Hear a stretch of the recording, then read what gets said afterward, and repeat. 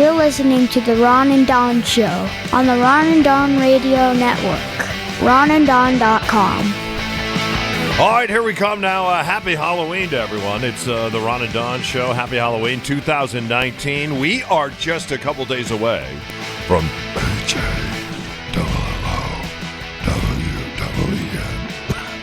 Wow. Spells Halloween. Anyways. The Great Pumpkin's back. What's that? The Great Pumpkin's back. Great Pumpkin's back. I learned that. HALLOWWEN spells Halloween. That was that's my first grade play right there, where I played the Great Pumpkin.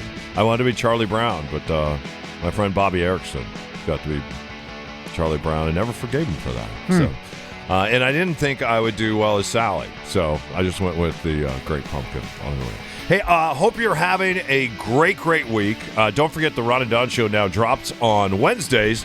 And if you give us a like, you subscribe, we really appreciate that. Yeah, that helps out a lot, especially on Apple iTunes. If you give us a star rating, also give us a review. And then just copy and paste it, share it around. Like, that's the greatest thing that we can get from you to help us out. The T-shirts are available. $5 goes to Charlie's Dinosaur at ronandon.com. Also, the dog bandanas. And I'm getting tons of dog pictures. Love the dog pictures with the bandanas. You promised me a dog picture of Charlie the dog with the Ron and Don bandana. Yeah. Have not received that yet. Well, the problem is we took a picture and then we lost that bandana, and then I found out that he had eaten most of his bandana. That's going to happen. Yeah, we haven't gone to the vet to do the big operation yet. You're supposed to wait till he's 1. He just turned 1. So I think we're ready for that big operation. Yeah, I think that'll And then help. maybe he'll stop eating things like his bandana and my sock. He doesn't eat both socks, just one of the sock. And then for whatever reason, he loves to eat a certain part of your underwear that makes him unwearable afterwards. And it's really funny, the certain part that he likes to eat of your underwear. I got to ask this quick question first. Yes. We've had this debate for years on the Ron and Don Show on Halloween week. And it is this. When is too old to trick or treat? And we've had our old compadre, Rachel Bell, that used to be, and we were on Ron and Don Show. She went till she was 18 years old, which I found ridiculous. So our friends at Civic Science did a poll to find out the exact numbers. And I'm shocked by this. So only 18% of people got this right. According to my way of doing it. 18% says younger than 12. 12's the cutoff age. After 12, you can no longer trick-or-treat in costume from door to door. And then 21% said right at 12. 12's the magic number. So where are these numbers from? These are from a poll from civicscience.com. Oh, okay. But older than 15, 14% of Americans believe that 15 and older can still put on a costume, go door to door, and ask for a full-size Snickers bar. That just, like, if this happens to me this year, because I'm in a house now, I'm slamming the door on that kid. If a kid shows up and he's clearly 16 or 17 years old, wearing a costume at the door, begging for candy, that's it. They should have their own job by then and just go buy your own candy. Wow. Why do you feel so strongly about that? It gets fired up on this. Somebody just came by my house at any age and had a costume on and wanted a piece of candy.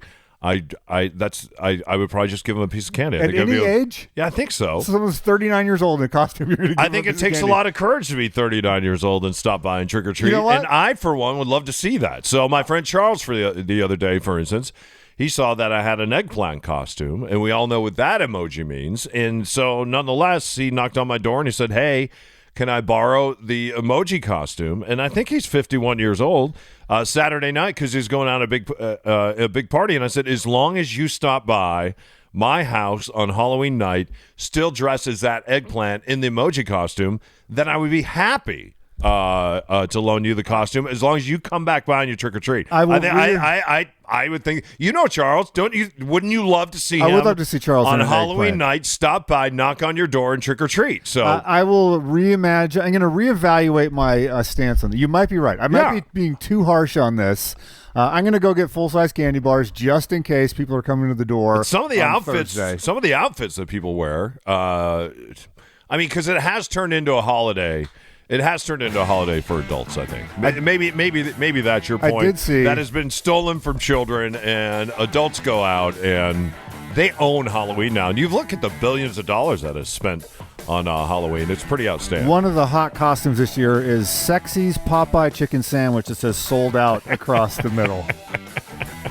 The model doesn't really look like a chicken sandwich, but it's the sexy Popeyes sold-out chicken sandwich. Okay, yeah. And everything's Miley Cyrus now. And Is it? Yeah, everything's Miley Cyrus. And I wanted to not like Miley Cyrus, and then I turned on some of her music. She's good, man. It's great. I fell in love with Her her. dad just keeps reinventing himself. Like everything should. Does he write all her music? No, but Billy Ray was just on that Old Town Road or whatever the Number heck that one like song country is. song Yeah. ever. Yeah. So like he just. But I'm keeps- not talking about Billy Ray. I'm talking about his daughter. I know. Hannah Montana. I'm just saying they both continue to reinvent themselves and become She went through relevant. this big breakup, and she's gone on, and she's dating everybody. Yeah, She's that is true. She's dated everyone on planet Earth at this point.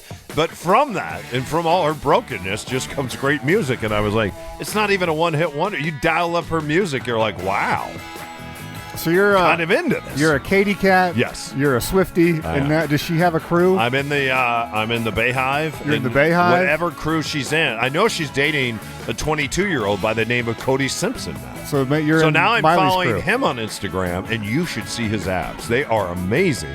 And I guess Cody then he's at a public pool the other day, and I saw this on page 6. He's on his phone, supposedly talking to her. It's their first fight. Wow. Since she broke up with Liam, and then she went out with Caitlyn, and now she's going out with Cody. You really do read page 6. I love Miley Cyrus. So yeah, whatever crew she's in, I'm in that crew. All right. Hey, coming up on the Ron and Don Show, Ron and I got to do something really awesome over the weekend. Our thanks to the Fran Nordstrom Guild, because they invited us to come and to be the hosts of the Downtown Hoedown. And what was the Downtown Hoedown? It happened Friday night. They're raising hundreds of thousands of dollars. In fact, it's sold out. They're raising hundreds of thousands of dollars for Children's Hospital and for the Psychiatry and Behavioral Medicine Unit. Coming up next, we'll talk to Dave Einmo. He's a clinical practice manager there. And what's really amazing about Dave's story is Dave started out as one of these guys just working at Microsoft. He was a rock and roll artist. He traveled the country. And then he visited Children's Hospital one day. And he saw what they were doing. He said, you know what? I want to be a part of this. And they said, well, you can't be because you don't have a degree to work here. He said, oh, yeah? He went back. He quit his job at Microsoft. And he went and got his nursing degree, and then he showed back up at Children's Hospital and said, hey, I'm here. Let's do this thing. I'm ready to go to work on behalf of kids. And he gave us a tour and showed us what they do at Children's Hospital the other day. When it comes to mental health and the mental well-being of kids, they are state-of-the-art. People come from all over the country and all over the world to study what they are doing at Children's Hospital right now, because they don't put kids in rubber rooms. They don't tie them down to carts when they're going through crisis. They meet them where they are at, and what they are doing is so powerful, and we want to tell you about it next. Dave joins us next right here. It's the Ron and Don Show, only on the Ron and Don Radio Network. You should buy a shirt. It's the Ron and Don Nation t-shirt. $5 goes toward helping kids. It's cops helping kids. Find out more at ronanddon.com.